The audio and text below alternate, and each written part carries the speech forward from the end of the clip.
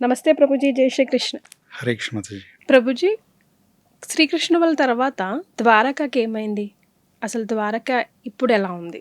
బేసిక్గా ద్వారకని కృష్ణుడు పర్పస్ఫుల్లీ దాన్ని సబ్మర్జ్ చేస్తారు. ఎందుకు అనంటే ఆ సమయంలో యదు వంశం అనేది లేకుండా చేస్తారు. ఎందుకు చేస్తారు? కారణం ఏంటంటే ఆయనకి శాపం కదా గురుగారు అది. శాపం అని కూడా కాదు, బేసిక్ అది కృష్ణుడు లీల. ఎలా ఉంటుందంటే ఏదైనా ఒక మూవీ చేస్తారనుకోండి, మూవీకి ఫస్ట్ స్క్రిప్ట్ రైటర్ ఒకరు ఉంటారు, డైరెక్టర్ ఒకరు ఉంటారు. సో ఇక్కడ ఫస్ట్ ఏం చేస్తుంటే స్క్రిప్ట్ రైటర్ కృష్ణుడే, డైరెక్టర్ కృష్ణుడే. తర్వాత ఓన్లీ ఆ డైరెక్టర్ అనేది వేరే వాళ్ళని నామకే వాస్తే పెట్టినప్పుడు కూడా సో అక్కడ చేసేది కృష్ణుడే. సూత్రధారి. అందుకే సో అందుకే ఇప్పుడు ఏం చేస్తుంటే ఓకే, అక్కడ సిచ్యువేషన్లో గాంధారి శపించింది అనుకోండి, దాన్ని హీ విల్ యాక్సెప్టెడ్. కానీ దాన్ని ఇంకో రకంగా దాన్ని యూజ్ చేస్తారు. ఎందుకంటే రెండవ రకంగా ఎందుకు దాన్ని యాక్సెప్ట్ చేస్తారు? ఆవిడ పతివ్రత స్త్రీ, డెఫినెట్గా ఆవిడ ఏదైతే అంటుందో మళ్ళీ శాస్త్ర ప్రకారంగా వారి యొక్క మాటలు అనేది సో ఉల్లంఘించకూడదు, కాబట్టి హీల్ యాక్సెప్టెడ్. కానీ రెండవ రకంగా దాన్ని ఏ రకంగా మోల్డ్ చేయాలనేది హీ నోస్. దాన్ని ఈ యదు డైనాసిటీని మొత్తం కూడా సో భూలోకంలో ఉంచకూడదు, అందరిని కూడా వైకుంఠం పంపించాలి అంటే దీన్ని సబ్మర్జ్ చేయాలి. మరి ఎందుకు అలా అనుకున్నారు? ఎవరు కూడా ఉండొద్దు ఈ ద్వారకలో అనుకుంటే అంటే రీజన్ వచ్చేసి ఫ్యూచర్లో నేను కృష్ణుడి యొక్క వంశస్థుని అని క్లెయిమ్ చేసుకోకూడదు. అతనికి క్వాలిటీస్ ఉండవు. ఆ వ్యక్తికి కృష్ణుడి యొక్క వంశంలో ఉండేటువంటి యదు వంశంలో ఉండే లక్షణాలు ఉండవు, కానీ క్లెయిమ్ చేస్తారు. తర్వాత ప్రజల్ని మిస్గైడ్ చేస్తారు. కాబట్టి సో ఈ రోజు కొంతమంది అంటుంటారు, I don't want to name that caste, కొందరు అంటుంటారు ఓకే పోనీ అలా అనుకొని కృష్ణ భక్తులు అవుతే మంచిదే, కానీ మేము ఫలానా వంశస్థులం, కృష్ణ వంశస్థులం అని అనుకుంటే తప్పు. అంటే యదు వంశం అనేది క్షత్రియ వంశం అది. సో యదు మహారాజ్ సో తన యయాతి యొక్క పుత్రుడి యొక్క వంశం అది. సో కంప్లీట్గా సబ్మర్జ్ చేస్తారు. ఇప్పుడు కృష్ణుడి వంశం భూమి మీద ఉందా లేదా గురుగారు? నో. సో తన యొక్క టీచింగ్స్ ఉన్నాయి. ఒకటి కృష్ణుని అనుసరించడం, రెండోది అనుకరించడం. అనుకరించడం అంటే తను ఇమిటేట్ చేయడం. సో అనుసరించడం అంటే ఏదైతే తను టీచింగ్స్ ఇచ్చారో భగవద్గీత, శ్రీమద్ భాగవతం, వీటిని ఆచరించడం. సో మనం ఆచరించాలి తప్ప అనుకరించకూడదు. కృష్ణుడు ఏం చేస్తా నీ చేస్తా అని చెప్పేసి, రాముడిని ఏం చేస్తా నేను చేస్తా అని చెప్పేసి అలా అనుకరించకూడదు. We can't do that. మనం వారధి కట్టలేం.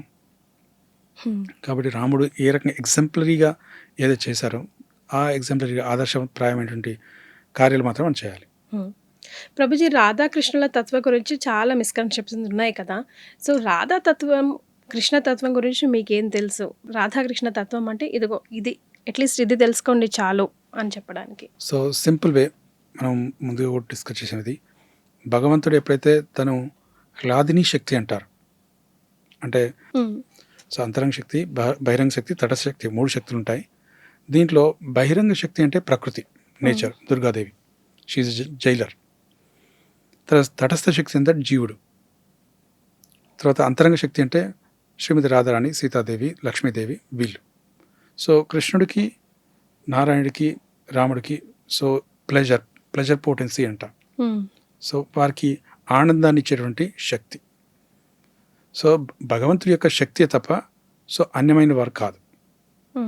సో ఇది wrong conception. As I said that కృష్ణుడైతే తను ఆనందిస్తున్నప్పుడు కూడా తన సొంత శక్తితో, ఎలాగైతే మిర్రర్ అండ్ రిఫ్లెక్షన్. అందుకే నేనే రాధా, రాధే నేను అంటూ ఉంటారు. నిత్యం రాధే రాధే అంటూ ఉంటారు. ఆ రాధే వర్డ్లో పవర్ ఏంటి గురువుజీ? ఆరాధైతి రాధ అంటారు. అంటే ఆరాధనలో అతి ఉన్నత స్థానాన్ని పొందిన వ్యక్తి అని అంటారు. అంతకంటే ఇంకా టాప్ మోస్ట్ ఆరాధనకి ఎవరు చేయలేరు అని చెప్పేసి దానికి అర్థం బేసిక్గా. సో భాగవతంలో కూడా స్పెసిఫిక్గా శ్రీమతి రాధారాణి పేరు ఎక్కడ రాదు, ఒక చోట వస్తుంది తప్ప. సో అంతకంటే ఎక్కువ చెప్పరు కూడా, డిస్కస్ చేయలేదు. ఎందుకంటే వారి యొక్క రిలేషన్షిప్ అనేది, తర్వాత ఆ యొక్క భక్తి అనేది, అంత టాప్ క్లాస్ భక్తి అనేది ఎవ్వరూ చేయలేరు. కాబట్టి ఇమిటేట్ చేస్తుంటారు ప్రజలు అని చెప్పేసి దాని గురించి డిస్కస్ చేయాలి. ఈవెన్ సుఖదేవ్ గోస్వామి అతను టాప్ క్లాస్ రెనౌన్సియంట్, అంటే అంత వైరాగ్యం పొందినటువంటి వ్యక్తి సుఖదేవ్ గోస్వామి, అతనే డిస్కస్ చేయరు. కరెక్ట్, ఎక్కడ వినిపించదు మనకి. ఎందుకు అనంటే అతను స్పెసిఫిక్గా రాధారాణి యొక్క మెసెంజర్, చెప్పాలంటే ప్యారెట్ బృందావన్లో. సో అతనే డిస్కస్ చేయడు, శుక ప్యారెట్.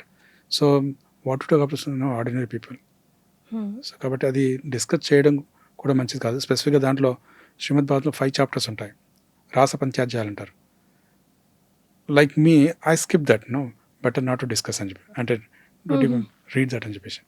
అంటే ఒక ప్యూరిఫికేషన్ లెవెల్కి వచ్చిన తర్వాత వన్ కెన్ రీడ్ ఇట్. చదవచ్చు, ఇబ్బంది లేదు, కానీ మిస్అండర్స్టాండ్ చేసుకోకూడదు. అలా ప్రజలు ఏం చేస్తుంటారంటే స్పెసిఫిక్ అవే చాప్టర్ చదివితే మిగతాన్ని వదిలేస్తారు. కాబట్టి అలాగా సో మిస్అండర్స్టాండ్ చేసుకోకూడదు. సో భగవంతుడి యొక్క తత్వాన్ని, అందుకే శ్రీమద్ భాగవతం అనేది మొదటి స్కందం నుండి 12 స్కందాలు ఉన్నాయి. దీంట్లో 10వ స్కందంలో కృష్ణుడి యొక్క లీలలు వర్ణించారు. ఎందుకంటే మొదటి స్కందంలో సృష్టి ఎలా ప్రారంభమైంది నుండి ప్రారంభిస్తే ఒక్కొక్క అవతారం యొక్క గ్రేట్నెస్ అని తెలిస్తే, భగవంతుడి యొక్క గ్రేట్నెస్ తెలిస్తే ఆటోమేటిక్గా సో అది నథింగ్ అనిపిస్తుంది. సో శ్రీమతి రాధారాణితో లీలలు ఇవన్నీ కూడా, గోపీస్తో ద్వారకా లీలలు ఇవన్నీ కూడా ఎందుకు అనంటే, when you say God is great, for example గొప్ప ధనికుడు ఉన్నాడు అనుకోండి, అతనికి పెద్ద కారు ఉందండి అని అనుకోండి, అతనికి మిలియన్స్ ఆఫ్ క్రోర్స్ ఉన్నాయనుకోండి. సో అలాంటి టైంలో ఏదో ఒక 6-7 crores కారు ఉందనుకోండి, నథింగ్ అది. If Krishna really wants to enjoy, he can create what you call billions and trillions unlimited living entities. He can enjoy. He is the creator. కాబట్టి సో అలా కాకుండా ప్రజలు అనుకునేది ఏంటంటే, ప్రభుపాల వారు అంటారు, ఇప్పుడు మీకు కావాలంటే మీరు కూడా, ఎందుకంటే కృష్ణుడు 16,000 వయసుతో తను అంటే చేశారు, లేదంటే అన్లిమిటెడ్ గోపీస్తో రిలేషన్షిప్ పెట్టుకున్నది, ఇది ఇమ్మోరల్ కదా అని అంటుంటారు. This is not immoral. Basically Prabhupada వారు దాన్ని హాస్యాస్పదంగా సో హ్యూమరస్గా అంటుండేవారు. ఏమంటుండేవారంటే, even your wife is also Krishna's wife అంటారు. అంటే you are enjoying with Krishna's wife అంటారు. ఎందుకంటే so she is also created by Krishna, why are you enjoying అని అంటారు. So you are envious about Krishna అని అంటారు. కాబట్టి if Krishna really wants, he can create. For example సీతాదేవిని కోల్పోయినప్పుడు Rama can create millions of సీతాస్, కానీ he never did that. So కాబట్టి అలా కాకుండా అతను కేవలం సీతాదేవి ఇంటర్నల్ పొటెన్సీ, అంతరంగ శక్తి. సో ఒక లీల చేస్తున్నాడు ఫర్ దట్ పర్టికులర్ పర్పస్. అలాగే సో కృష్ణుడు ఓన్లీ 16,000 వైఫ్స్ ఏంటి, number of crores of so వీళ్ళని మ్యారేజ్ చేసుకోవచ్చు, కానీ అలా చేయట్లేడు. ఎందుకంటే so even there is one king called, ఆ రాజుగారు వచ్చేసి అతనికి వచ్చే 1 crore వైఫ్స్ ఉంటారు. మరి కృష్ణుడు 16,000 ఏంటి? సో అంటే ఆర్డినరీ కింగ్ వచ్చేసి 1 crore వైఫ్స్ అయితే, why only 16,000 for Krishna? So దాంట్లో అర్థం చేసుకోవాల్సిన విషయం అంటే, first you try to understand creation part. ఎందుకు మనం ఇలా సృష్టించబడ్డాం, ఎందుకు ఈ భౌతిక ప్రకృతి ఇలా ఉంటుంది, నేచర్ ఏంటి, ఎలా చేంజ్ అవుతుంది, డెత్ ఏంటి, సో బర్త్ ఏంటి, సో ఓల్డ్ ఏజ్ ఏంటి, డిసీజ్ ఏంటి, ఇవన్నీ క్లియర్గా తెలుసుకున్న తర్వాత then you will understand so who is Radha and who is Krishna. కాబట్టి కృష్ణ తత్వపరంగా అర్థం చేసుకున్నట్లయితే సో యూ విల్ సరెండర్. కాబట్టి ఏదో సెంటిమెంటల్గా అర్థం చేసుకున్నట్లయితే so you will imitate Krishna. Thank you so much for giving me this opportunity. Hare Krishna. And for more videos, please subscribe to iDream. Please subscribe to iDream. Please subscribe iDream. And please subscribe to iDream. For more videos, subscribe to iDream. please like, share and subscribe to the channel. Congratulations, iDream. Subscribe to iDream. Subscribe to iDream. So subscribe to iDream Media. iDream ki iDream team andarki huge congratulations. Please subscribe iDream Media. Please subscribe to iDream. Subscribe iDream. Please subscribe to iDream. iDream అంటే నా కళల ఛానల్ను subscribe చేసుకున్నారు, నోరు తిరుగుతలేదు, మీరైతే గంట గుర్తు కొట్టండి. For more such videos, please subscribe to iDream. Subscribe to iDream. Please subscribe to iDream. Please subscribe iDream Media. Please do subscribe to iDream. Please subscribe to iDream Media. For best entertainment and information, please subscribe iDream. And don't forget to subscribe to iDream.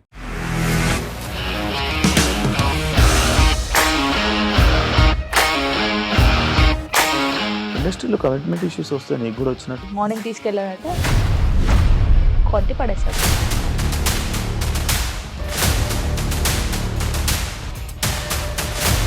వాళ్ళు కూడా చూడలేదు ఈ cinema అని చెప్పడానికి కూడా చాలా ధైర్యం కావాలి. అది నిజం కదా, దాంట్లో ధైర్యం ఏంటి ఇది? నెక్స్ట్ డే ప్లేట్ మార్చేస్తే తప్పు కదా. As of now we're comfortable this అని నేను అనుకుంటున్నాను. రష్మిక గారిది మీది ఒకే ఊరు అంట కదా.